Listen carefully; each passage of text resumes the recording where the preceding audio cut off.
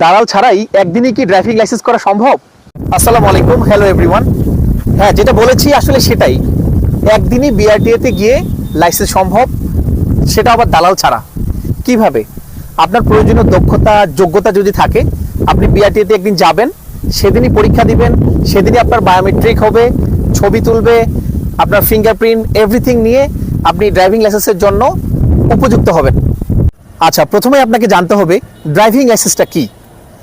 সাধারণত গাড়ি চালানোর জন্য বিআরটিএ মানে বাংলাদেশ রোড ট্রান্সপোর্ট অথরিটি আপনাকে যে গাড়ি চালানোর জন্য দলিল বা সার্টিফিকেট দেয়, সেটা হলো ড্রাইভিং লাইসেন্স। ড্রাইভিং লাইসেন্স সাধারণত দুই প্রকার হয়ে থাকে, এক পেশাদার, আরেকটা হলো অপেশাদার। আচ্ছা, এখন আপনাকে জানতে হবে পেশাদার আর অপেশাদারটা কি। পেশাদার হলো যে লাইসেন্স দিয়ে একজন চালক বেতনভোগী কর্মচারী হিসেবে মোটরযান চালায়,